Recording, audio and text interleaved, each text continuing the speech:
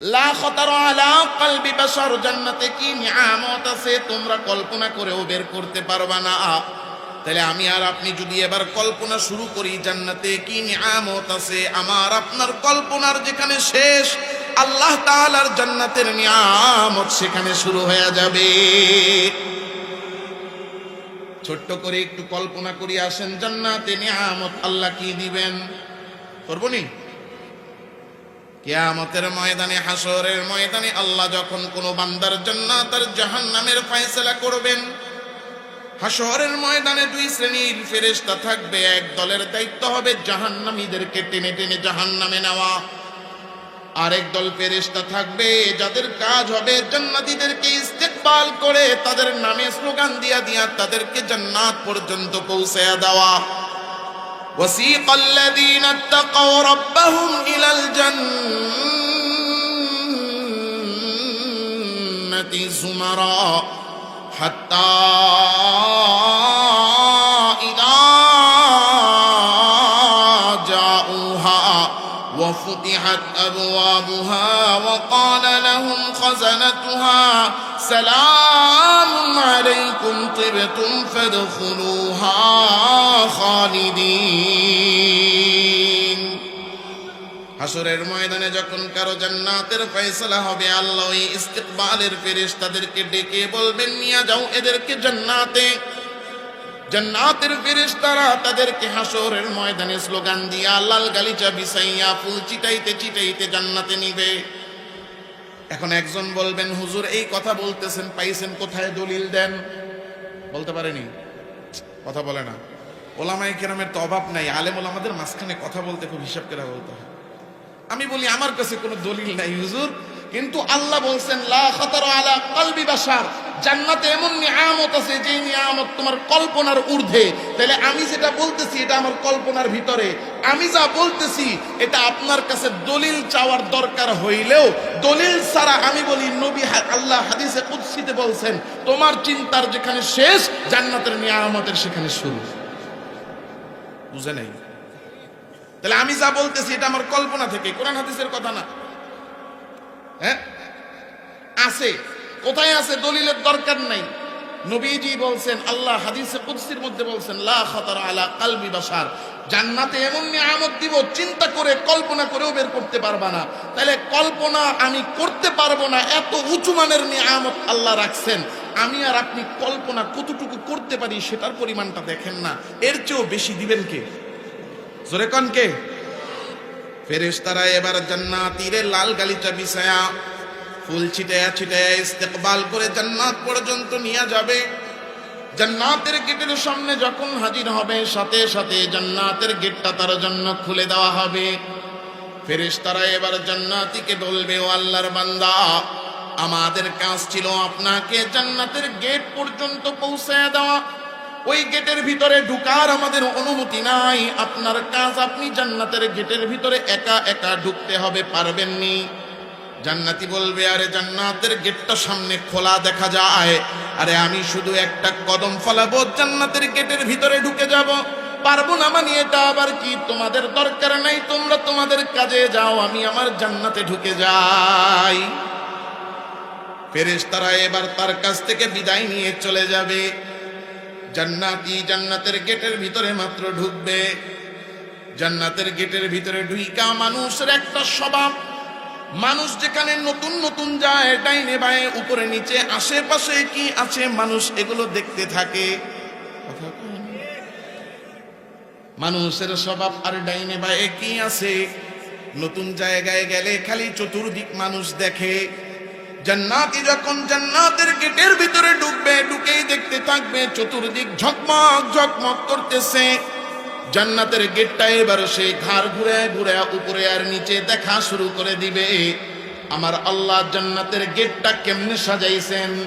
বিভিন্ন জায়গায় আমরা মাহফিলে যাই, প্রত্যেকটা মাহফিলেই একটা করে গেট বানানো হয়, এক এক জায়গায় এক এক রকম গেট বানায়, কোথাও সুন্দর করে কোথাও হালকা করে, আবার কেউ কেউ লাইটও লাগায়া দেয়।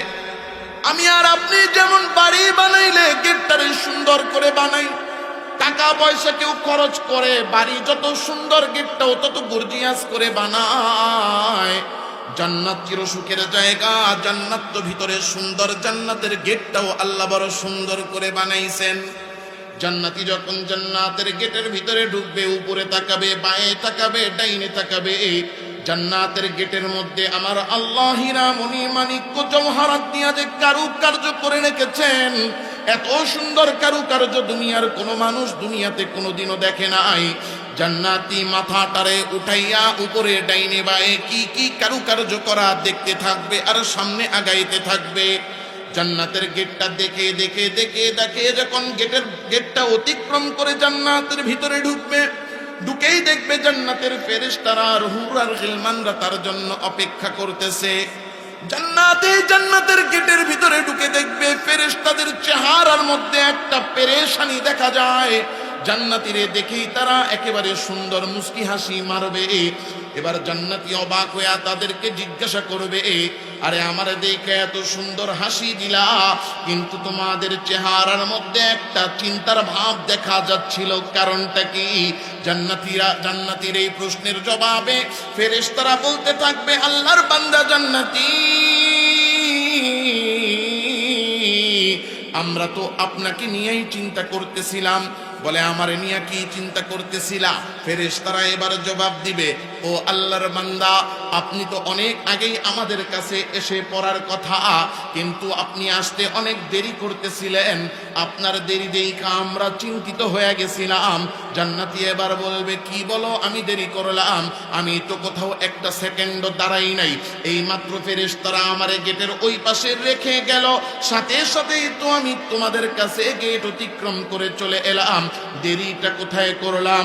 এবার ফেরেশতারা ডাক দিয়া বলবে, বলেন তো আল্লাহর বান্দা, আপনি যে জান্নাতের গেটে ঢুকেছেন, গেটে ঢুকে কি করেছেন? জান্নাতি এবার বলবে, কোনো কিছুই তো করি না, শুধু জান্নাতের গেটের ভিতরে ঢুকে ডাইনে বাঁয়ে আমার আল্লাহ গেটটারে কত সুন্দর করে সাজাইছেন, আমার আল্লাহর ওই সাজানো কুদরত জান্নাতের গেটটা দেখতেছিলাম। এবার ফেরেশতারা বলবে, বলেন তো জান্নাতের গেটটা দেখতে গিয়ে আপনি কত সময় অতিক্রম করেছেন? বলে, 1 সেকেন্ড তো আমি সময় নষ্ট করি নাই, হাঁটছি আর হাঁটার উপরে আমি দেখেছি, কোথাও তো একটা সেকেন্ডের জন্যও দাঁড়াই নাই। এবার ফেরেশতারা বলবে, আল্লাহর বান্দা, আরে আপনি আল্লাহর জান্নাতের গেটের সৌন্দর্য দেখেছেন, আপনি ভাবতেছেন একটা সেকেন্ডও আপনি দেরি করেন নাই, কিন্তু জান্নাতের গেটের সৌন্দর্যে আপনি এত বিমোহিত হইয়া ওই সৌন্দর্য ভোগ করেছেন যে হাঁটার উপরে আপনি 40 বছর পার করে দিছেন। ওই জান্নাতে আমি আপনি যাইতে চাই কি চাই না? জোরে বলেন, যাওয়ার ইচ্ছা আছে না নাই? ও আমার ভাইরা বাবার, আর 2-3টা নিয়ামতের কথা শোনাই। আমার আল্লাহ তাআলা সূরাতুল ওয়াকিয়ার মধ্যে বলেন, ও আমার বান্দারা, যদি জান্নাতে আসতে পারো জেনে নাও, দুনিয়ার মধ্যে আড্ডা দিতে তোমাদের বড় মজা লাগে। দেখবেন মাহফিল হয়েছে, মাহফিল উপলক্ষে ওই জায়গায় বাজার জমেছে, মাহফিলের লোক যত, তার চেয়েও অনেক বেশি লোক পাওয়া যায় বাজারে। কথা ঠিক না বেঠিক? কারণ কি? কারণ মানুষ আড্ডা দিতে বড় মজা পায়, মানুষ গল্প করতে বড় মজা পায়। চায়ের দোকানের 2 পাশে ভালো মতো বসার জায়গাও নাই, মশায় গিজ গিজ করে, চায়ের দোকানের পিছনে নর্দমা থেকে দুর্গন্ধ আসে, এরপরও চায়ের দোকানের মধ্যে ভিড় লেগেই থাকে। কারণ কি? কারণ ওই চায়ের দোকানে আড্ডা পাওয়া যায়, মজা পাওয়া যায়, গল্প পাওয়া যায়। ও আমার ভাইরা বাবারা, আমি আর আপনি গল্প করতে বড় পছন্দ করি, ওই গল্প করে করে হায়াতের দামি সময়গুলো কাটায়া দেই। মালিক বলে, বান্দা সময় নষ্ট না করে দুনিয়াতে কাজের মতো কাজ করে আমার জান্নাত কামাই করে আসো, আমি আল্লাহ তোমাদের জন্য জান্নাতে আড্ডার ব্যবস্থা করে দিব। দুনিয়ার চায়ের দোকানে বসো, বসার জায়গা নাই, 4টা বাঁশ খাড়া করে তার উপরে 2টা তক্তা বসাইয়া ওই তক্তার মধ্যে পেরেক মাইরা দেয়, ওই কাঠের তক্তায় ঘন্টার পর ঘন্টা বসে আড্ডা দাও, কত মজা লাগে। না না, আমি আল্লাহর জান্নাতে যদি আসতে পারো, আমি আল্লাহ তক্তাওয়ালা চেয়ারে তোমারে বসাবো না, আলা সুরুরিম মাউদুনা মুত্তাকিইনা আলাইহা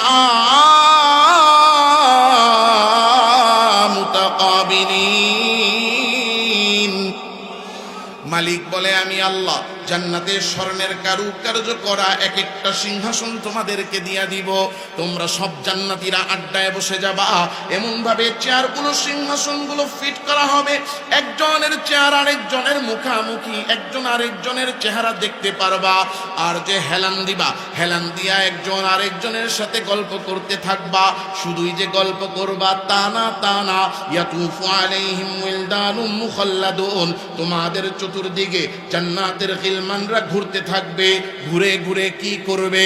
ঘুরে ঘুরে তোমাদের খেদমত করবে। বিআকওয়াবি ওয়া আবারিক, তাদের হাতে থাকবে জগ আর গ্লাস। গ্লাসের মধ্যে কি থাকবে? বিআকওয়াবি ওয়া আবারিক ওয়া কাসিম মিন মাইন লা ইউসাদ্দাউনা আনহা ওয়া লা ইউনজিফুন ওয়া ফাকিহাতিন মিম্মা ইয়াতাখায়্যারুন।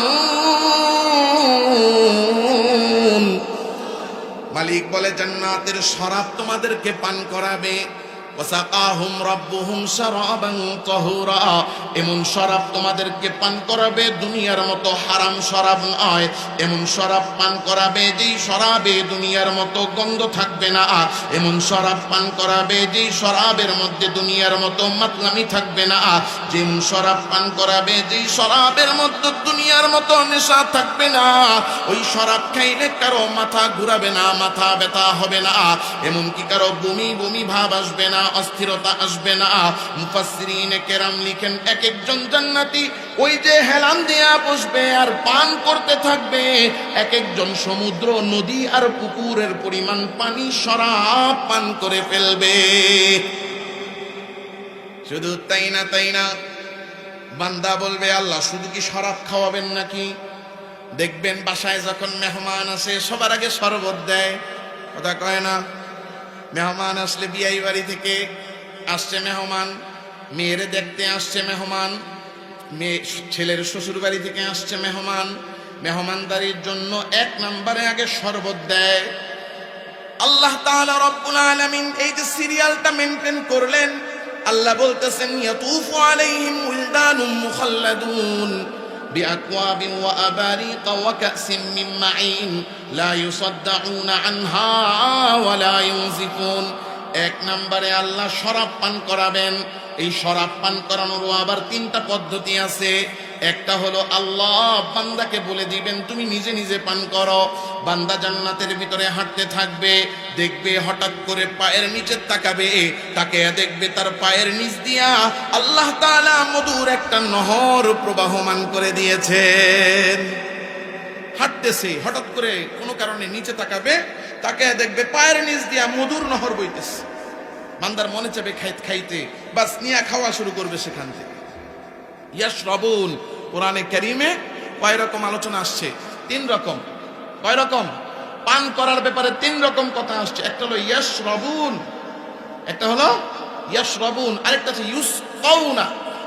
দ্বিতীয়টা হলো জান্নাতের ফেরেশতা, হুর, গিলমান যারা আছে তারা পান করাবে। ইউসকাউনা, তাদেরকে পান করানো হবে। কে করাবে? জান্নাতের ফেরেশতার, হুর, গিলমানরা। আর তিন নাম্বার পদ্ধতি ওয়াসাকাহুম রাব্বুহুম শারাবান তাহুরা, ওইটা নিজেও পান করবে না, ওইটা কোনো গিলমান পান করাবে না, ওইটা কোনো হুর, কোনো ফেরেশতা পান করাবে না। আরে আমি আর আপনি যদি জান্নাতে যাইতে পারি, ওই সময় আমার আল্লাহ নিজেই বান্দারে পান করাবেন। ও আমার ভাইরা, বাবারা, মালিক বলতেছেন তোমাদেরকে পান করানো হবে। পান করানোর পরে আল্লাহ বলেন ওয়া ফাকিহাতিম মিম্মা ইয়াতাখায়্যারুন, আরে তোমার অন্তর প্রশান্ত হয়ে যায় এমন ফল তোমাদেরকে খাওয়ানো হবে। কি ফল আল্লাহ খাওয়াবেন? যে ব্যক্তি জীবনে মিষ্টি খায় নাই, তারে যদি বলেন মিষ্টি খাওয়ানো হবে, সে জীবনেও বুঝবে না মিষ্টির স্বাদ কেমন। যে জীবনে দুধ দেখে নাই, তারে যতই বলেন দুধের রং সাদা, সে বুঝবে না সাদা কেমন। আরে জান্নাতে আল্লাহ বলতেছেন ওয়া ফাকিহাতিম মিম্মা ইয়াতাখায়্যারুন, অন্তর প্রশান্ত হবে, ভালো লাগবে, স্বাদ লাগবে, মজা লাগবে, এমন ফল সুস্বাদু তোমাদেরকে আল্লাহ খাওয়াবেন। ওই স্বাদটা কেমন এটা তো আমি আপনি বুঝতে পারবো না, না খাওয়ার আগ পর্যন্ত। কিন্তু মুফাসসিরিনে কেরাম বলেন আরে বুঝার জন্য কিছু পদ্ধতি বর্ণনা করতে হয়। আরে কেমন স্বাদ হবে খালি একটা বুঝার জন্য, যে জান্নাতের স্বাদের পরিমাণটা কেমন বুঝানোর জন্য মুফাসসিরিনে কেরাম লিখতেছেন আল্লাহ তাআলা একটা বান্দার সামনে, জান্নাতীর সামনে একটা কলা হাজির করবেন। কলাটার সাইজ হবে 12 হাত। কয় হাত দেখছেন নি? 12 হাত লম্বা একটা কলা আল্লাহ তাআলা সামনে হাজির করবেন। বান্দার সামনে যখন কলা হাজির, বান্দারে মানুষ তো মানুষ, মানুষের স্বভাব খালি দোষ তালাশ করা, খালি ভুল খোঁজা। এই জন্য আল্লাহ বলেন লা তাজাসসু, কারো পিছনে লেগে দেখো না, ভুল দিও না। মসজিদের ইমাম সাহেব, মাদ্রাসার হুজুর, এর পিছনে এলাকাবাসী আর তো খেয়ে দেয় কাম নেই, কারণ বোর হাতে দৌড়ানি খায়। কথা কয় না, কইলে তো নিজেকে উপরে যায়, বললে গা ঠিক কয় না। এই হুজুররা আপনারা একটু কন, কথা কি ঠিক না ভাই? ঠিক পারে না কারো লগে, ঘরের বৌরাতেও দৌড়ানি খায়, আয়া মসজিদে ঢুইকা ইমাম সাহেবের লগে যত বাহাদুরি। কথা কয় না? ইমাম সাহেবগুলো লগে ওলামায়ে কেরামের সাথে, মাদ্রাসার শিক্ষকদের সাথে কখনো বেয়াদবিমূলক আচরণ করবেন না, ঠিক আছে? ওইদিকে আর গেলাম না, সহজ কথা শেষ। কি যেন বলতেছিলাম? বলে মানুষের স্বভাব খালি দোষ তালাশ করে, খুদ ধরা। সামনে যখন দেখবে 12 হাত লম্বা একটা কলা, মনে মনে ভাববে আল্লাহ এত শুনলাম বয়ানে, আল্লাহ জান্নাতে কি স্পেশাল ফল খাওয়াবে, এটা নিয়ে স্পেশালের নমুনা। দুনিয়াতে খাইছি 1 হাত লম্বা, দুনিয়াতে খাইছি 1 বিঘত লম্বা, ওই কলাটাই না আল্লাহ জান্নাতে খালি 12 হাত বানাইছে, মানে দেশিদারে হাইব্রিড বানাইছে। হ্যাঁ, বান্দা মনে মনে ভাববে আল্লাহ দেশিদারে আইনা এখানে হাইব্রিড বানায়া দিছে। বান্দার মনে কি চলে কেউ জানুক আর না জানুক, জেনে জানকে আল্লাহর পক্ষ থেকে ঘোষণা আসবে, বান্দা একটু খা না, একটু খেয়া দেখ না। সুবহানাল্লাহ বলবেন না? আল্লাহ তাআলার পক্ষ থেকে বান্দাকে বলা হবে, বান্দা যা এসেছে সামনে একটু খাও না, খাও না, খেয়ে দেখো না কেমন লাগে। বান্দা 12 হাত কলাটা নিবে, নিয়ে এবার একটা কামড় দিবে। কামড় দিয়া তার মাথা ঘুরে যাবে, আয়রে হায় এমন কলা তো দুনিয়াতে জীবনে খাই নাই, এত স্বাদের কলা কোথা থেকে আসলো? খাওয়ার সাথে সাথে এবার এই লোকমা ভিতরে দিয়া আরেকটা কামড় মারছে। এবার আরো অবাক হয়ে গেছে, আইরে হায় আগের চেয়ে স্বাদ দেখি পরিবর্তন হয়ে আরো বেড়ে গেছে। যেমন দুনিয়ার হাইসিয়তে বুঝেন, আপনি প্রথম একটা কলা নিছেন, কলাটা ছিল্লা প্রথম একটা কামড় দিছেন, এই কামড়টা খাইয়া দেখলেন আপনার মুখে কলার স্বাদ লাগতেছে। বলেন তো আপনি এবার এক সুন্দর মতো হজম কইরা দ্বিতীয় আরেকটা কামড় দিলেন, দ্বিতীয় কামড়ে দেখলেন কলার মধ্যে আর কলার স্বাদ নেই, কাঁঠালের স্বাদ আসতেছে। তৃতীয় কামড় খাইলেন, তৃতীয় কামড় দিলেন, দিয়া দেখলেন আর কাঁঠালেরও স্বাদ নাই, এবার দেখি আমের স্বাদ আসতেছে। সুবহানাল্লাহ বলবেন না? আপনি এরপরে আরেকটা কামড় দিলেন, দেখলেন স্বাদ পরিবর্তন হয়ে লিচুর স্বাদ লাগতেছে। আরে জান্নাতীয় যখন কিনা জান্নাতের ফল খাবে, এক একটা কামড় দিতে থাকবে, কামড়ে কামড়ে স্বাদ পরিবর্তন করে স্বাদ বাড়াইয়া দিবেন কে? বান্দা 2, 3, 4, 5 লোকমা খাওয়ার পরে তবদা খেয়ে যাবে, আয়রে হায় আমি কলা খাওয়ার আগে বললাম যে আল্লাহ দুনিয়াতেও কলা, জান্নাতেও কলা। আল্লাহ তাআলা রব্বুল আলামিন বলে ফেলছেন যে খায়া দেখ বান্দা, আরে আমি কাজটা কি করলাম। মনে মনে লজ্জিত হবে, লজ্জিত হয়ে কামড়ানো চাবানো বন্ধ করে দিবে। একটা লোকমা মুখে নিয়ে কিছুক্ষণ চিন্তা করতে থাকবে। বান্দা কিছুক্ষণ চিন্তা করে এরপরে খেয়াল করবে মুখের মধ্যে যেই লোকমাটা আনিছে, ওই লোকমাটার স্বাদও সেকেন্ডে সেকেন্ডে পরিবর্তন হয়ে যাচ্ছে। ফল খাওয়ার পরে আমার আল্লাহ তাআলা রব্বুল আলামিন ওয়ালাহমি তাইরিম মিম্মা ইয়াশতাহুন দেখতে থাকবে। আরে আকাশের মধ্যে সুন্দর একটা পাখির ঝাঁক উড়ে যায়, এর মধ্যে একটা পাখির গায়ের রং বড় হলুদ, দেখতে বড় চকমক লাগতেছে। আরেকজন দেখবে একটা লাল রঙের পাখি, বড় সুন্দর আর আকর্ষণীয় লাগতেছে। আরেকজন দেখবে টিয়া কালারের একটা সুন্দর পাখি উড়ে উড়ে যায়। তখন মনে পড়বে, আরে আমাদের বন্ধ উষান স্বতন্ত্র ইবতেদায়ী সংলগ্ন আদর্শ নুরানী মহিলা মাদ্রাসার মাহফিলে হুজুরের কাছে শুনেছিলাম বান্দা পাখির গোশত খাইতে চাইলে আল্লাহ পাখির গোশত খাওয়াবে। এই যে এত সুন্দর লাল রঙের পাখিটা উড়ে যায়, আমি যদি এই লাল রঙের পাখির গোশত খাইতে পারতাম না জানি কত মজা লাগতো। আমি যদি ওই হলুদ রঙের পাখির গোশত খাইতে পারতাম না জানি কি স্বাদ লাগতো। আমি যদি টিয়া রঙের ওই পাখির গোশত খাইতে পারতাম না জানি কি মজাটা আমি পাইতাম। আমার আল্লাহর সাথে সাথে পাখিরে ডাক দিয়া বলবে, ও পাখি, আকাশে উড়ার সময় তোমার শেষ হয়ে গেছে। দেখো আমার জান্নাতি বান্দা, তুমি লাল রঙের পাখিরে খাইতে চাইছে, তুমি নীল রঙের পাখিরে খাইতে চাইছে, আমার বান্দা টিয়া রঙের পাখির দিকে নজর ফালাইছে। আর উড়াউড়ির সময় নাই, যাও যাও উড়ন্ত অবস্থা থেকে এই মুহূর্তে ভুনা হয়ে বান্দার সামনে হাজির হয়ে যাও। আরে আমি আর আপনি খাইতে থাকবো, একটা পাখি খাবো, একটা ঢেক দিব, বলবো আল্লাহ আরো খাবো, আরেকটা খাবে, আরেকটা ঢেক দিবে, আবার খাবে, আবার আসবে, আবার খাবে, খেতে থাকবে, পেটে কোনো গ্যাসও হবে না, ব্যথাও হবে না। আল্লাহ তাআলা খালি এমন এক অটোমেটিক সিস্টেম শুরু করে দিবেন, বান্দা খাবে, পেট ভরে খেয়ে ঢেক দিবে, সব হজম হয়ে যাবে। বলেন তো বাবা, ওই জান্নাতে যাওয়ার ইচ্ছা আছে না নাই? চাইতে চাই কি চাই না? যদি জান্নাতে আমি আপনি যাইতে চাই, আমি নবীজির একটা হাদিস শোনাবো। নবীজি সাল্লাল্লাহু আলাইহি ওয়াসাল্লাম হাশরের কঠিন ময়দানে, যেই দিন আমার আপনার কোনো বন্ধু থাকবে না, ওই দিন নেক আমল ছাড়া কোনো কাজে আসবে না, কেউ আমার কোনো উপকারে আসবে না।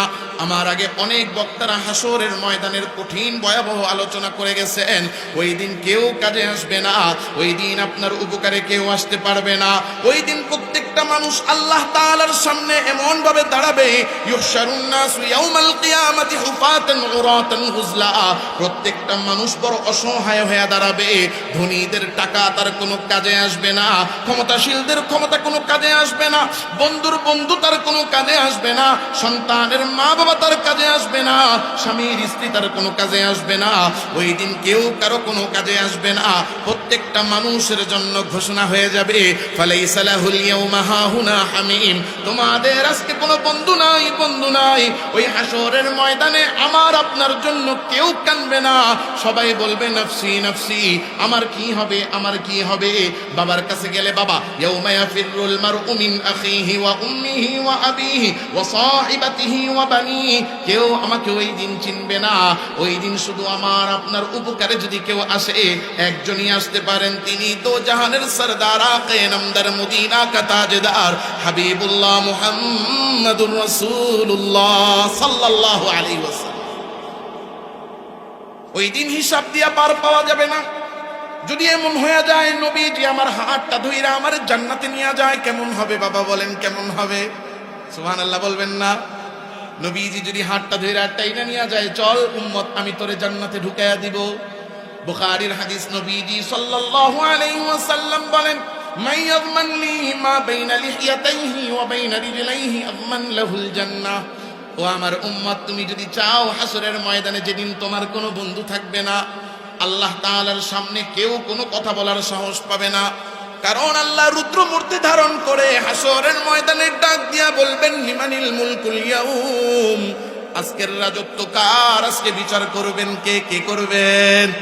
রাজাধিরাজ দুনিয়ার ক্ষমতাওয়ালা অহংকারী কেউ আল্লাহর সামনে জবাবটা দেওয়ারও সাহস পাবে না। আল্লাহ বলবেন, লিল্লাহিল ওয়াহিদিল কাহার, একক ক্ষমতাওয়ালা রব যিনি আজকের বিচারের মালিক, তিনি কে?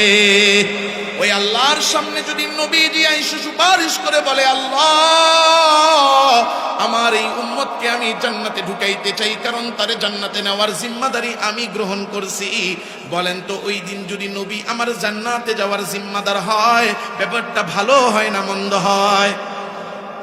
আমি আর আপনি চাইনি যে নবী আমার জান্নাতের জিম্মাদার হয়ে যাক। চাই? কে চান না? হাত তুলেন। কে চান? এবার হাত তুলেন। আল্লাহ সবাইকে নবীর সুপারিশ এবং নবীর জামানত যেন দান করেন, সকলে বলি আমিন। আমি আর আপনি যদি নবীর জামানতদারি চাই, নবীর জিম্মাদারি চাই যে নবী আমাকে আপনাকে জান্নাতে নিয়ে যাবেন, তাহলে আমার আপনার দুইটা কাজ করতে হবে। কয়টা কাজ? জোরে কয় না, মাত্র দুইটা কাজ যদি আমি আপনি করতে পারি, তাইলে নবী হাদিসে বলেন, যে আমার জন্য দুইটা কাজ করবে, দুইটা কাজের জিম্মাদারি নিবে, আমি নবী তার জান্নাতের জিম্মাদারি নিয়ে নিলাম। সে দুনিয়াতে দুইটা জিনিসের হেফাজত করবে, আমি নবী তারে জাহান্নাম থেকে হেফাজত করে জান্নাতে নিয়ে যাব। দুইটা জিনিস কি? নবীজি বলতেছেন, ও আমার উম্মতেরা, মানুষের শরীরে দুইটা গোশতের টুকরা আছে, এই দুইটা গোশতের টুকরাকে হেফাজত করতে হবে। মাইয়ামান লিমা বাইনা লিহিয়াতাইহি, তার মধ্যে এক নাম্বার হলো দুইটা চোয়ালের মাঝখানে একটা গোশতের টুকরা, যেই গোশতের টুকরাটার নাম হলো জিহ্বা। কি নবী বলেন, এই জিহ্বাটারে যদি তুমি হেফাজত করতে পারো, তুমি যদি এই জিহ্বাকে হেফাজতের জিম্মাদারি নিতে পারো, আমি নবী তোমার জান্নাতে ঢুকানোর জিম্মাদারি নিয়ে নিলাম। এখন জিহ্বারে হেফাজত করব কি থেকে? নবীজি জিহ্বাকে হেফাজত করার জিম্মাদারি নিতে বললেন। জিহ্বাকে হেফাজত করব কি থেকে? জিহ্বাটা যেই যেই কাজে লাগে, ওই কাজের মধ্যে হতে আল্লাহর হুকুম যেগুলো সেগুলো করা, আল্লাহ যেগুলো নিষেধ করেছেন সেগুলো থেকে জিহ্বারে বিরত রাখা। এই জিহ্বাটা দিয়া এক নাম্বার কাজ হয়, আমরা খাবার খাই, কি খাই? কথা কয় না। জিহ্বা ছাড়া খাবারের স্বাদ পাওয়া যায়? তাহলে সব খাবারের স্বাদ কোথায়? এই জিহ্বায়। এক কিতাবের মধ্যে পড়ছিলাম, সম্ভবত ইমাম গাজ্জালী রহমতুল্লাহ আলাইহি, আল্লাহ তাআলা এই জিহ্বার মধ্যে স্বাদ দিছে। কেমন স্বাদ দিছে? পুরুষের জিহ্বার মধ্যে 12,000 স্বাদ আছে। কয় হাজার? 12,000 খাবার এর স্বাদ বুঝবেন। দেখবেন আপনি দুনিয়াতে যাই মুখে নিবেন, যে কোনো জিনিস, ওইটার একটা স্বাদ আছে। এই যে কাপড়, এটা তো খাওয়ার জিনিস না, আপনি কাপড়টা মুখে নেন, দেখবেন সুতার একটা স্বাদ আছে। দাড়িটা, এই যে আমরা দাড়িটা মাঝে মাঝে কোথাও বসলে গল্প করতেছি, হ্যাঁ, এই দাড়িরও একটা স্বাদ আছে। জিহ্বা এমন এক অস্ত্র আল্লাহ বানায়া দিছেন, এটার মধ্যে আপনি দুনিয়ার যা লাগাইবেন ওই জিনিসেরই একটা স্বাদ জিহ্বা বের করে ফেলবে। তো লিখছেন যে আল্লাহ তাআলা পুরুষের জিহ্বায় 12,000 স্বাদ দিচ্ছেন। কত? এটা কোনো না কোনো গবেষণা করে উনি লিখছেন, হয়তো এটা কোরআন হাদিসে নাই, কিন্তু এটা গবেষণা। আর মহিলাদের জিহ্বার মধ্যে আল্লাহ 13,000 স্বাদ দিচ্ছেন। হাসতেছেন কে? হাসতেছে। আচ্ছা কন, বাবুর্চির মুখে যদি স্বাদ না থাকে তাহলে খাবার কোনোদিন স্বাদ হবে? হ্যাঁ, আল্লাহ তাআলা এই জন্য মা বোনদের জিহ্বার মধ্যে স্বাদ বেশি দিচ্ছেন, এই জন্য মা বোনেরা ফুদ বেশি ধরে। হ্যাঁ, দেখবেন আপনি আপনার শ্বশুর বাড়ি গেছেন, যা দিছে চুপচাপ খায়া আইসা পড়ছেন। আপনার শ্বশুর বাড়ি থেকে আসার সময় আপনার শাশুড়ি খুব মহব্বত কইরা টিফিন বাড়িতে আপনি যেই খাবার চুপচাপ খায়া প্রশংসা করলেন যে খুব স্বাদ হয়েছে শাশুড়ি আম্মা রান্না, ওই খাবারই আপনার টিফিন বাড়িতে বইরা দিছে আপনার মায়ের জন্য। কয় বাজান দিয়েন তো আইলো না, তুমি তোমার মায়ের জন্য খাওয়ানটা নিয়ে যাও। ওই খাবার আইনা আপনি আপনার মায়ের দিছেন, উনি কয় দে না, প্রথমে কয় না খামো না, আরে আনছি মহব্বত করে দিছি একটু খাও। প্লেটে কয়টা ভাত নিয়া ওই বাসার খাবার থেকে এক টুকরা তরকারি মুখে দিয়েই কয় এগুলো আমরা খাইনি। কথা কয়লা, এইসব জীবনে আমরা রান্দিও না, আর এই রান্না আমরা জীবনে খাইও না। এই মিথ্যা কইলাম? আল্লাহ তাআলা এই জিহ্বাটারে দিয়েছেন যেই কাজের জন্য, এর মধ্যে এক নম্বর এই জিহ্বা দিয়ে আমরা খানা খাই। কি করি? এই যে খানা খাওয়ার কাজে জিহ্বাটারে ব্যবহার করি। নবীজি বললেন, মাইয়াযমান লিমা বাইনা লিহিয়াতাইহি, জিহ্বাটারে হেফাজত করতে হবে খানার কাজে। খানা খাওয়ার কাজে জিহ্বাকে কি করতে হবে? হেফাজত করতে হবে। জিহ্বাকে হেফাজত করব খানার কাজে। এক নাম্বার কিভাবে তাইলে হেফাজত করব? মালিক যা খাইতে বলছেন জিহ্বা দিয়া তা খাবো, যা খাইতে নিষেধ করছেন তা খাওয়া থেকে বিরত থাকবো। মালিক বলছেন কুলু মিম্মা ফিল আরদি হালালান তাইয়্যিবা, ও বান্দা দুনিয়াতে যেটা হালাল আছে সেটা খাও, দুনিয়াতে যেটা আমি আল্লাহ হারাম করছি সেটা থেকে তুমি বর্জন করে বিরত রাখো। জিহ্বারে কোনোদিন ওই হারাম খাবারের স্বাদ তুমি দিও না। চুপ হয়ে গেছে, কারণ হারাম আজকে আমি আর আপনি খাই না। কোনটা খাই না জানেন? মুসলমান আজকে হারাম খায় না, মদ খায় না, শুকর খায় না, কুকুর খায় না। জিজ্ঞাসা করলে বলে মদ খাওয়া, কুকুর খাওয়া, শুকর খাওয়া হারাম, কিন্তু ওই মুসলমানই ঠিক সুদ আর ঘুষের টাকা দিয়া গরুর গোশত কিনে খায়, আর ওই গরুর গোশত কিনে খাওয়া তার কাছে লাগে বড় আরাম। কথা কয় না? মদ, শুকর আর কুকুরকে হারাম মনে করে, সুদ ঘুষ 2 নাম্বারি বাটপারি দুর্নীতি চুরির টাকারে আজকে হারাম মনে করে না। কিন্তু মালিক বলতেছেন, বান্দা দুনিয়ার মধ্যে তোমার ইবাদতগুলো করার পরে প্রথম কাজ হলো ফরজ এক হালাল উপার্জন করা। ফরজ ইবাদতের পরে মুসলমানের জন্য সবচেয়ে গুরুত্বপূর্ণ ইবাদত হালাল উপার্জন করা। কি করা? ফাইদা কুনিয়াতিস সালাতু ফান্তাশিরু ফিল আরদ ওয়াবতাগু মিন ফাদলিল্লাহ। নবী বলতেছেন, কাসবুল হালালি ফরিদাতুন বাদাল ফরিদা। ফরজ ইবাদতের পরে সবচেয়ে বড় ফরজ হলো হালাল উপার্জন করা। যেমন এখন যদি আজকে কেউ নিয়ত করে যে রমজান মাস আসতেছে, গরমের দিনে আসবে, দিন অনেক বড়, 16 ঘন্টার রোজা, রাখতে বড় কষ্ট, 40 ডিগ্রি সেলসিয়াস গরম, খুব কষ্ট হয়ে যায়। একটা কাজ করি, শীতের দিন ছোট আছে, আরাম আছে, আগামীকালকে ভোরবেলা সেহরি খায়া আগামী রমজানের রোজা রাখা শুরু করে দিই। হবে? বলেন তো বাবা, কেন হবে না? অধিকাংশ মানুষ কইতে পারে না, সময় হয় নাই, সময় হয় নাই, সময় হয় নাই। রোজা রাখা ফরজ, এটা তো আল্লাহর হুকুম আছে, কিন্তু আজকে যদি আগামী রমজানের রোজা ফরজ যদি আদায় করা শুরু করি, হবে না। কারণ কি? কারণ হলো ওই রমজানের ফরজ রোজা রাখার সময় এখনো হয় নাই। যদি নিয়ত করে আগামীকালকে জোহরের নামাজটা পড়তে পারবো না, খেতে কাজে থাকবো, এখন ফ্রি আছি, কালকে জোহরের নামাজটা পড়ে নেই, এই নিয়ত করে 4 রাকাত নামাজ যদি কালকের জোহরের নিয়তে পড়ে, নামাজ হবে নি। কারণ কালকে জোহরের ওয়াক্ত এখনো হয় নাই। এই জন্য বুঝতে হবে ওয়াক্ত হিসেবে বান্দার উপরে কিছু ফরজ আছে। নবীজি বলেন, নির্ধারিত সময়ের নির্ধারিত ফরজ আদায়ের পরে বাকি যেই সময় আছে তোমাদের জন্য ওই সময়টা হালাল উপার্জন করার চেষ্টা করা হলো ফরজ। ফজরের নামাজ পড়ছি, 1 ঘন্টা সময় থাকে। কয় ঘন্টা? কম বেশ 1 ঘন্টার মধ্যে 2 রাকাত ফরজ নামাজ পড়তে কয় মিনিট লাগে? সাধারণভাবে যদি 2টা সূরা দিয়ে পড়েন, কুল হুয়াল্লাহু আহাদ আর কুল আউযু বিরাব্বিন নাস ওয়াল আসর ইন্না আতাইনা, স্বাভাবিকভাবে আমরা যে আলাম তারা থেকে শেষ পর্যন্ত পারি, ওই 2 সূরা দিয়ে পড়লে 4 মিনিট থেকে 5 মিনিট। ইমাম সাহেব, হাফেজ সাহেবরা একটু লম্বা কেরাত পড়েন 10 থেকে 15 মিনিট। ধরে নিলাম 15 মিনিট 2 রাকাত ফরজ নামাজ পড়লেন। ফজরের এই ওয়াক্তটার মধ্যে 1 ঘন্টার মধ্যে এই 2 রাকাত নামাজ পড়তে যতক্ষণ সময় লাগে অতক্ষণ সময় নামাজ পড়া, এটা হলো ফরজ। নামাজ ফরজ আদায় করার পরে বাকি সময় করব কি? নবী বলতেছেন বাকিটা সময় হালাল উপার্জন করা ফরজ। জোহরের ওয়াক্ত শুরু হয়েছে 12টা বাজে, শেষ হয় 3:30। 3.5 ঘন্টার মধ্যে জোহরের নামাজ 4 রাকাত পড়তে লাগে 8 মিনিট, ধরে নিলাম 10 মিনিট। তাহলে আরো যে 3 ঘন্টা 10 মিনিট আছে, 2 ঘন্টা 10 মিনিট আছে, 3 ঘন্টা 3.5 ঘন্টা আছে, ওটা কি করব? নবী বলেন বাকি সময় কাসবুল হালালি ফরিদাতুন, হালাল উপার্জন করা ফরজ। ও আমার ভাইয়েরা, বাবারা, হালাল উপার্জন করতে হবে, হালাল খানা খেতে হবে। কারণ আমি আর আপনি যদি হালাল খানা না খাই, নবী যে বললেন জিহ্বারে হারাম থেকে বিরত রাখতে হবে, এরপরে যদি হারাম খাই কি হবে? কি হবে?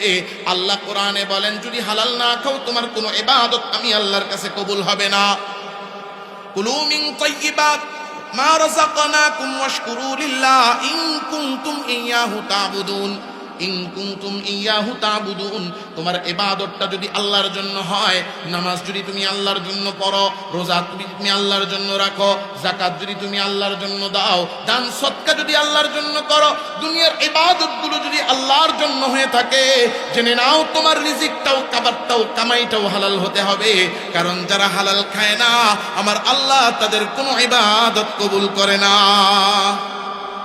এজন্য জিহ্বাকে 1 নম্বর হেফাজত রাখতে হবে হারাম থেকে। কি থেকে? হারাম খাইলে 1 নম্বর শাস্তি, ইবাদত কবুল হয় না। 2 নম্বর, নবীজি বলতেছেন লা ইয়াদখুলুল জান্নাতা জাসাদুন গুযিয়া বিহারাম, যে ব্যক্তি হারাম খাদ্য খাবে, হারাম খাদ্য খাইয়া যেই শরীর হবে, নবী বলেন ওই শরীর জান্নাতে যাবে না।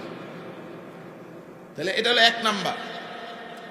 1 নম্বর জিহ্বার হেফাজত করতে হবে কি থেকে?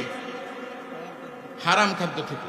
2 নম্বর, এই জিহ্বাটা দিয়ে আমরা জিহ্বাকে কথার কাজে ব্যবহার করি, কথা বলার কাজে। কিসের কাজে? কথা বলার কাজে আমরা এই জিহ্বাকে ব্যবহার করি। নবীজি আল্লাহ তাআলা নিজেই বলতেছেন, কুলু কাওলান সাদীদা কুনু মা'আস সাদিকিন। এই জিহ্বাটা দিয়ে যে কথা বলবো, কথা বলতে গেলে কথার মধ্যে 2টা প্রকার আছে। কথার মধ্যে কয় প্রকার আছে? একটা হলো সত্য কথা, আরেকটা হলো আল্লাহ বলেন কুলু কাওলান সাদীদা, সত্যটা বলো। আর নবীজি হাদিসে বলতেছেন মিথ্যা থেকে বিরত থাকো। তাহলে কথা বলতে গিয়া সত্য বলবো না মিথ্যা বলবো? তাহলে এই যে বা নবীজি বলেন হেফাজত করতে কি থেকে? কথা বলার ক্ষেত্রে মিথ্যা থেকে বলতে হবে, সত্য ছাড়তে হবে মিথ্যা। বুঝে আসছেনি? চলে আসছেন, আমিও শেষ করতেছি, সময়ও শেষ।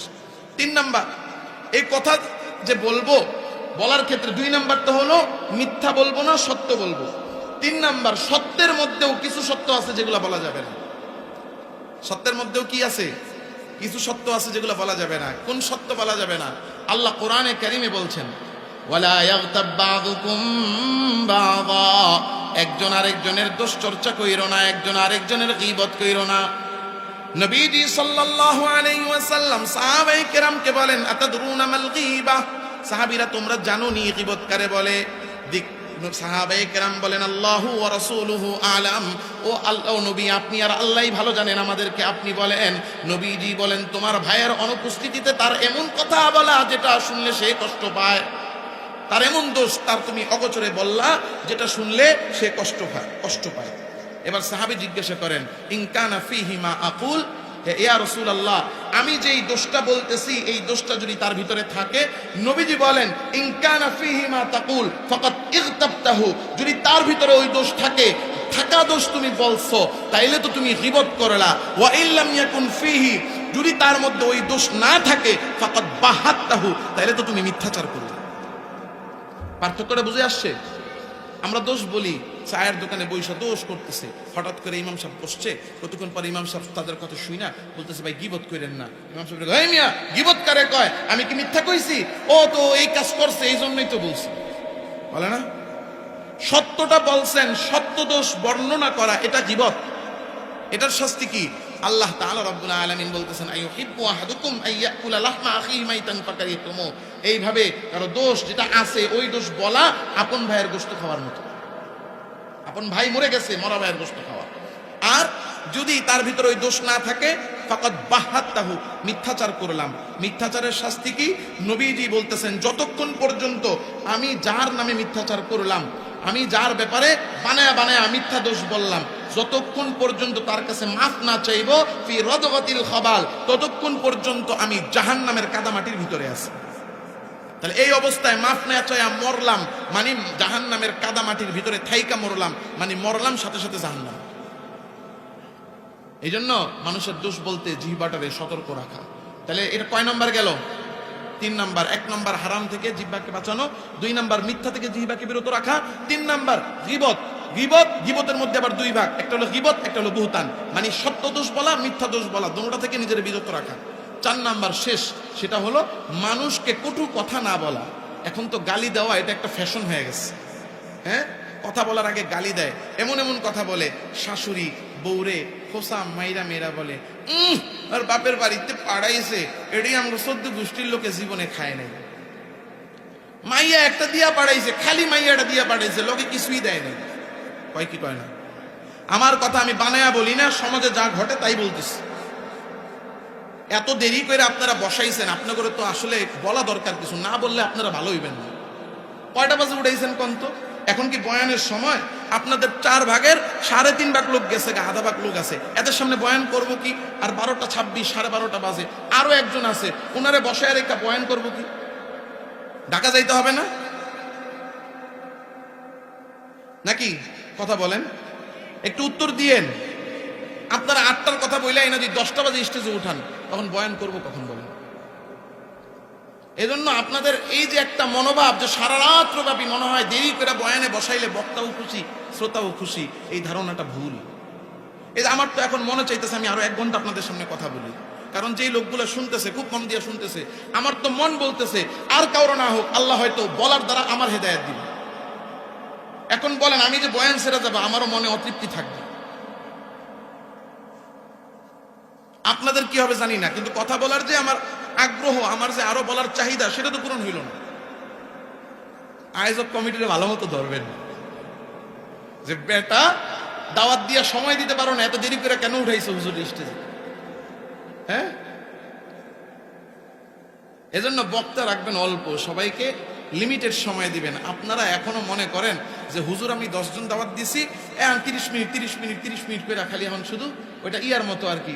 ওই যে দেখবেন পোলট্রির দোকান, যে আপনাদের এখানের কথা বলতে পারি না, পোলট্রির দোকানে সিরিয়ালে খালি মাইপা রাখে, এরপরে একটা খালি একটা পোস্ট দেয়, পোস্ট দিয়ে ফেলায়। আপনাদের অবস্থা এমন হয়ে গেছে, একটা করে বক্তা ধরেন, স্টেজের একদিক দিয়ে সিরিয়ালে একজন এদিক দিয়ে আরেকজন এদিক দিয়ে বের করে। একজন আলোচককে সোয়া 1 ঘন্টা করে সময় দিতে হবে। বলেন তো এসার পর থেকে এ পর্যন্ত যে কয় ঘন্টা গেছে, বক্তা তার চেয়ে কম গেছে না বেশি গেছে? একটা হাদিস বলছি, এই হাদিসটা আপনাদের সামনে এখনো শেষ করতে পারিনি, কিন্তু 1 ঘন্টা হয়েছে, 1 ঘন্টা সময় হয়ে গেছে। সোয়া 1 ঘন্টা সময় থেকে 1.5 ঘন্টা সময় লাগে। আর এখন আমি যাব ঢাকা, আসছি 7 ঘন্টা লাগছে। ফজরের নামাজও রাস্তায় থাকতে হবে, আমরা তো মানুষ নাকি? অথচ 12টা বাজে সব জায়গায়। গতকালকে মাহফিল করছি চাঁদপুর, 11টা, সোয়া 11টা বাজে পুরো মাহফিল শেষ, আর আপনারা স্টেজে উঠেছেন 11:30টার পরে। তো কথা বলার এনার্জি, এরপরও আপনাদের মনোযোগ দেখা কথা বলার আগ্রহ আসছে। তো যাই হোক, আল্লাহ যদি সামনে কখনো আনে, আপনারা শিডিউলের সিস্টেম চেঞ্জ করেন। এসার পরে আপনাদের এলাকার মানুষ অনেক যোগ্য লোক আছে। প্রথম কথা হইল যে আপনারা যদি সম্ভব হয় এলাকার উলামায়ে কেরাম, যেহেতু যোগ্য মানুষ আছে, ওনাদেরকে দিয়ে দিনের কথা শুনেন। এটা হলো সর্বপ্রথম। দ্বিতীয়ত, কারণ একজন তো বারবার বলতেছে যে আমরা আগামী বছর বাহিরের কোনো মানুষ দাওয়াত দিব না। মানুষ অনেক সময় কথা বলে, কথার হুঁশ থাকে না। এখন একজনের আপনি দাওয়াত দিয়া বাসায় না কইলেন যে আরে আমি যে রান্না করি, এই রান্না আমার ঘরের লোক, এদেরকে খাওয়ানোই ভালো, মায়ের কাউরে দাওয়াত দিয়ে না খাওয়ানো ভালো না। তার ইজ্জত করা হইল। কিন্তু নবীজি হাদিসে কি বলেন? মান কানা ইউমিনু বিল্লাহি ওয়াল ইয়াউমিল আখির ফালইউকরিম যায়ফাহু। ইমানদাররা যেন মেহমানকে কি করে? সম্মান করে। আমরা তো ওলামায়ে কেরামের সামনে, এখানে আজকে যিনি সভাপতি আছেন, হুজুরই তো সভাপতি নাকি? হুজুরের ছাত্র হওয়ার যোগ্য না, এটা সত্য কথা। এখন এই যে এখানে বসছি, আল্লাহ বসাইছেন কি হিসেবে? মেহমান হিসেবে। বাস্তবে কিন্তু ওনার ছাত্র হওয়ারও যোগ্য না। আমার ওস্তাদরাও খুঁজলে দেখা যাবে হুজুরের ছাত্র। কিন্তু এখন যখন মেহমান হিসেবে আসছি, আল্লাহর নবীর হাদিস অনুযায়ী, ভাষ্য অনুযায়ী আমি মেহমান, হুজুর মেজবান, তাহলে আমি যতই ছোট হই আমাকে সম্মান করতে হবে। এজন্য কথা, ওই যে বলতেছিলাম না, যেই জায়গায় ছিলাম, আমরা কিন্তু কথা চেষ্টা করি কথা লাইনে বলতে, বে লাইনে বলতে না। যে কথা বলতেছিলাম যে জিহ্বার হেফাজত 4 নাম্বার, সেটা হলো কটু কথা। এমন কথা বলবো না যে কথায় মানুষ কষ্ট পায়। কিছু মানুষ আছে কথা বলতে পারলেই মনে হয় যে অনেক বলে ফেলছি, আবার আমিও তো বলতেছি, আপনারা না জানি মনে কষ্ট পাইতেছে। এজন্য কথা হুশ করে বলতে হবে। আমরা যে কথা বলি, কথাটা হুশ করে বলা উচিত। যাই হোক, যেই কথাটা বলতেছিলাম, আগামী বছর এই সিস্টেম করবেন। উলামায়ে কেরাম যারা আপনাদের এখানে আছেন যোগ্য, ওনাদেরকে দিয়ে মাহফিল করেন মন বইরা। ওনারাও এলাকায় থাকবে, সারা রাত্রব্যাপী বয়ান হবে। আর আমাদেরকে যদি দাওয়াত দেন, তাইলে সময়টা যেভাবে বলবেন সেইভাবে দিবেন, একটু লম্বা সময় দিবেন, যাতে আমরা কথা বলে তৃপ্তি পাই। ময়মনসিংহের মানুষ বা আপনাদের এই অঞ্চলের মানুষ বয়ান শুনতে চায়, কিন্তু আমাদেরকে মানুষকে আকর্ষণ রাইখা এত দেরিতে উঠায় যে কথা বলার সময়ই থাকে না তখন। যাই হোক, মনে কষ্ট নিয়েন না। এটা ওয়াদাক্কির ফাইন্নাদ যিকরা তানফাউল মুমিনিন, মুযাকারা ইমানদারদের কি করে? উপকার পৌঁছায়। এই হিসেবে বললাম, কারণ আমরা তো সব জায়গায় ঘুরি। আমাদেরকে আপনারা যতই বুঝদেন, আপনার একদিন বছরে, আমার বছরে কম হইল 150 দিন। অভিজ্ঞতাটা আমাদের কম না, আমরা বুঝি মানুষ কি চায়। আপনারা যতই মনে করেন প্রধান বক্তারা 12টার পরে দিব, মানুষ থাকবে, কিন্তু স্টেজ তো খালি। কিন্তু আরো 1 ঘন্টা আগে, আমার আগে বসার আগে স্টেজ পুরো ফুল ছিল না? তাহলে লোকগুলো গেল কোথায়? কেন গেল? বুঝতে হবে। এগুলো আমরা বুঝি, আপনারা বুঝতে চান না। আমাদের বুঝ আপনারা নেন না, আপনাদের বুঝ শুধু আমাদেরকে দেন। মুযাকারা করতেছি, কেউ মনে করেন না হুজুরের দোষ বলতেছি, যাতে আরো সুন্দর হয়। যাই হোক, যেই কথা বলতেছিলাম, নবীজির হাদিস, লিসান, এই জিহ্বাটারে হেফাজত করা 4 জিনিস। কয় জিনিস? 1 নাম্বার হারাম খাওয়া থেকে, 2 নাম্বার মিথ্যা বলা থেকে, 3 নাম্বার গীবত থেকে, 4 নাম্বার কটু কথা। আমি অনেক কথা বলছি, হয়তো কোনো কথা কটু কথা হইতে পারে, কিন্তু সত্য কথা কষ্ট দেওয়ার জন্য বলি নাই। ওই যে বললাম, ওয়াদাক্কির, মুযাকারা হিসেবে নজরে লাগছে, আপনাদের প্রোগ্রাম যেন আরো সুন্দর হয়, এই জন্য পরামর্শ হিসেবে বললাম। বুঝতে পারছেন? আপনারা কষ্ট পাইলে মাফ চাই, আল্লাহর ওয়াস্তে। দেখেন না মাফ না, মন থেকে মাফ করে দিন। তাহলে আল্লাহর নবী জান্নাতে আমাদেরকে ঢুকাবে জিম্মাদার হইয়া। কয় আমল? 1 নাম্বার কি হেফাজত করা, জিহ্বা হেফাজত করা। কয় জিনিস থেকে? মুখস্থ থাকবে, হারাম খাওয়া, মিথ্যা বলা, গীবত করা, আর মানুষকে এমন কোনো কথা না বলা যেই কথা বললে সে কষ্ট পায়। আরেকটা বাকি রইল, হাদিসের বাকি অংশ। যদি আল্লাহ হায়াতে বাঁচায় রাখে, আপনারা যদি আগামী বছর দাওয়াত দেন, তাহলে ইনশাল্লাহ আসবো, আইসা এরপরে আপনাদেরকে বাকি হাদিসেরটা শোনাবো। তবে যদি দাওয়াত দেন, মনে করে দিতে হবে, হুজুর হাদিস অর্ধেক শুনেছেন, বাকি অর্ধেক বাকি আছে। ঠিক আছে? তাহলে যতটুকু কথা শুনলাম আমল করবো তো ইনশাআল্লাহ। আল্লাহ আমাকে, আপনাকে, আমাদের সবাইকে বোঝার, আমলের তৌফিক দান করেন। যারা যেই কথা বলেছি যেগুলো ভালো সেগুলো আল্লাহর পক্ষ থেকে, যেগুলো ভুল ভ্রান্তি এবং আপনাদের কষ্ট লাগছে ওগুলো আমার পক্ষ থেকে। আমি আবারও ক্ষমা চাচ্ছি, আল্লাহ যেন আমাকে মাফ করেন, আপনারা মাফ করে দিবেন। দিছেন তো? হ্যাঁ, আল্লাহ তাআলা আমাদের সবাইকে আমলের তৌফিক দান করেন। ওয়া আখিরু দাওয়ানা আলহামদুলিল্লাহি রাব্বিল আলামিন।